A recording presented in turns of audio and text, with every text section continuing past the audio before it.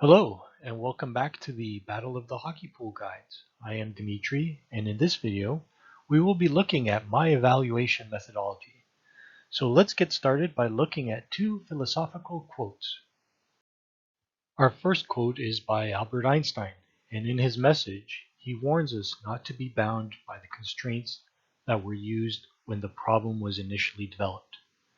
In hockey pool terms, while the focus is on accurately predicting the number of points players will get, we should not constrain ourselves to the point projections when trying to evaluate their accuracy. If we do, we only reinforce the original way of thinking, which produced the errors, and we will not challenge the process of player projections in any meaningful way that will improve future predictions. You may not know who Ellen Glasgow is.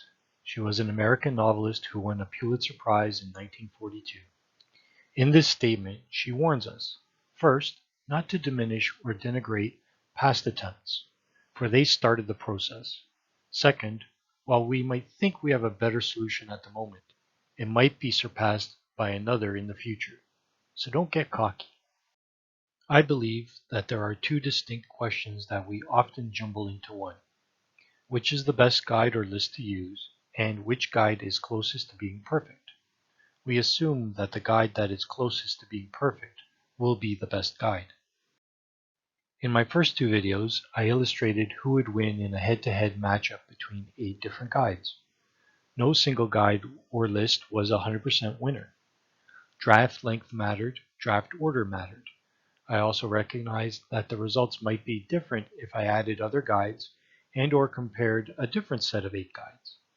In terms of accuracy, all I showed was one old method's way of judging the predictions and that it was flawed. I hinted at my evaluation system, which is based on missed opportunity. Missed opportunity is ranked based and is calculated on real points earned, not projected ones. I will illustrate missed opportunities with some stories from the first video. Right from the first pick, we saw an example of it. 5 of the 8 guides would have selected Connor McDavid first overall with an overprojection of points. 1, Guide G, had a perfect prediction. Each of those guides had different amounts projected for McDavid, but it does not matter even if it was perfect. All of them were going to be down 13 points to the leader after the first round. Guides B and H had McDavid marked as the second best player, and both had overprojected his totals. Yet neither would have missed an opportunity to actually select the second best player with the second overall pick, if they had it. Our next story is that of Steven Stamkos. All the guides had overpredicted his points and his rank. If we were to focus only on the projections, he would have been evaluated to be at best 22 and at worst 33 points off his total. But the missed opportunity is much different. For the guide that had him ranked as the 5th best player, his opportunity cost would have been 27 points. For the guide that ranked him 17th overall, their opportunity cost would have been much smaller at 6 points. We now go to Nazem Kadri and do so to illustrate a very big issue that some methodologies miss. Like Stamkos, Kadri was overprojected in points and in rank by all the guides. However, because he wasn't as highly ranked as Stamkos, the opportunity costs were closer to each other. Even though Kadri was overranked by more than 50 positions and overprojected by more than 15 points, the opportunity cost was at best 7 and at worst 9 points. That is largely due to the fact that the 50 or so players that did better than him didn't do it by much. Unlike Stamkos, where some of the 15 players that did outrank him did better by a lot of points. So far, all the stories have been about overprojections. Let us now look at Leon Draisaitl, who was underprojected by everyone. Guide B would have a missed opportunity of 15 points. Guides C and E would also have had a missed opportunity of 15 points. This was due to the fact that the 3rd and 4th best players last year each had 95 points. Guides A, D, and H all had Draisaitl as the 6th best player. Their opportunity lost would be 23 points. Guide F's opportunity lost was 32 points for ranking him 10th overall. And lastly, Guide G had undervalued Draisaitl as the 11th best player. That cost them 32 missed opportunity points. As we see in this example of David Pasternak, underprojecting a player's rank can range in the missed opportunities. Only one person gets to draft the player, and if you don't get the advantage, then your opponent pulls away from you. That is why underprojections are not good things. This next story should ring true for every one of us.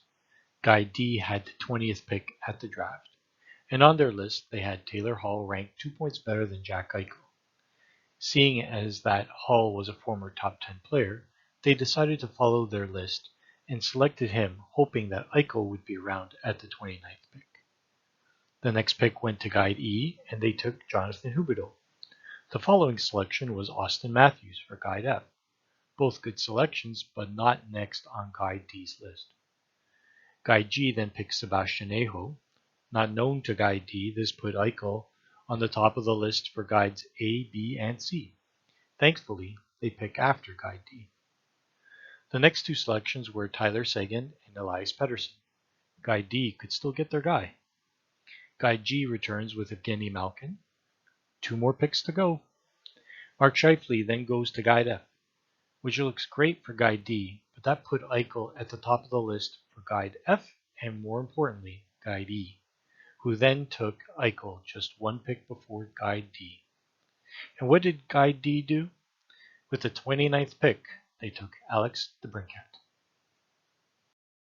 Missed opportunities will happen throughout a draft, but it's most important to avoid them in the first round, because this is the round with the largest natural spread of player points. Natural because if everyone made perfect selections, there is no way to avoid the large gap of points between the first pick and the last pick of the round. The reality, though, is that errors will be made, and you hope that your opponents make them often while you avoid them. In this table, you will see that the top 10 players have a difference of 32 points between them. The next best 40 have a difference of 22, and it gets progressively smaller. When we look at the best 11 players, 11 because there was a tie, and view it through the lens of our simulated draft, 7 of the 11 were drafted within the top 11 selections, although not perfectly.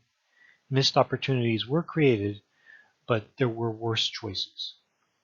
3 players were drafted in the 3rd round, and 1, Eichel, was picked in the middle of the 4th round. In total, 18 other players were picked, causing many missed opportunities before the 11th best player was selected. Now let us take a look at how this impacted the results. In our draft, Guide E had 3 of the top 11 players, and it earned them a victory in the 10-round draft. They also hung on to 3rd and 2nd place in the other lengths of drafts. Guide F managed to earn many first-place finishes and never fell below 3rd place. Guide A managed to stay in 3rd most of the time, but in long drafts they fell down to 4th. Amazingly, Guide H climbed out of a massive hole to start winning the long drafts. The other guides never came close. Is it a coincidence that they had poor starts? If you were to go back and look at the over 40,000 simulations, you will see that the best 3 guides were A, E, and F, with H squeezing in to the top 3 only for very long drafts. We now compare that with the missed opportunities. The darker the green, the better. The darker the red, the worse it is. All color tones are relative to the other guides in the sample and range. To make the illustration clearer, here is a new slide that shows the total missed opportunity averages. Guide H, Steve Laidlaw, has a bad start, but a very good showing within the 51 to 150 ranks, and then again in the 201 to 250 range. Guide E, Hockey the Magazine Pooler's Guide, didn't have a great top 10, but had the best top 50. The rest of their picks ran in the middle of the pack. Guide A, the Consensus, ran various shades of green throughout the draft rounds and beyond. But Guide F, NHL's Fantasy Projections by Pete Jensen, is an anomaly. It doesn't appear to fit the results. They are mostly in the red. How could this be? To try and explain this, we have to look at the difference between predicted and unpredicted missed opportunities. Unpredicted missed opportunities are simply the points that were lost because the guide did not value a player high enough to make their list. This mostly applies to rookies or younger players, but can occasionally be veterans who the guide thinks are not worth a selection. The bad thing about these missed opportunities is that the guide never has a chance to select a player. If their competitors have these players ranked, and ranked high enough, the guide is handing over these points to them without any fight. Here you see that guide F is doing exactly that. Turns out the two guys they missed out on within the top 50 were Ryan Strome and Brian Rust. The 7 guys from ranks 51 to 100 were Brock Nelson, Tony D'Angelo, Alex Killorn, Philip Deneau, Dominic Kubalik, Neil Pionk, and Tanner Pearson. Guess who rated these guys highest among the other guides?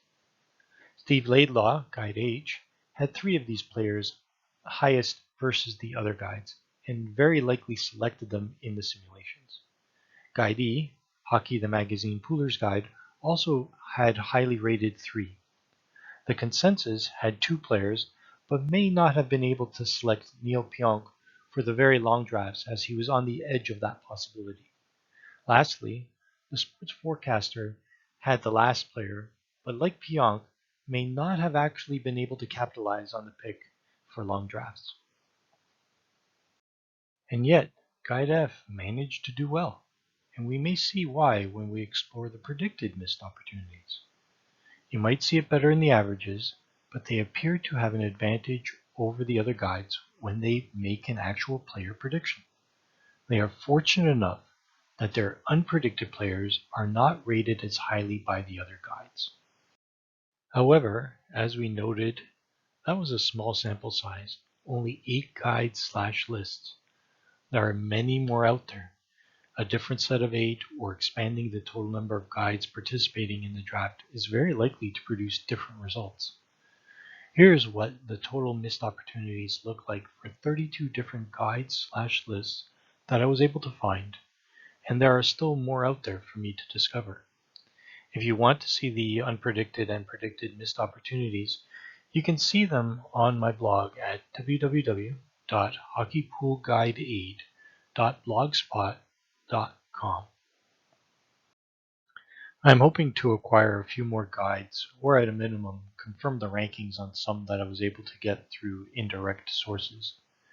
After I exhaust all my sources for lists, my plan is to run a series of simulations, 4 rounds of 9 or 10 guides with the top 5 advancing to the next round until a winner is determined. I will keep posting updates on my blog and on this channel. Until then, who do you think will win? Stay safe, everyone.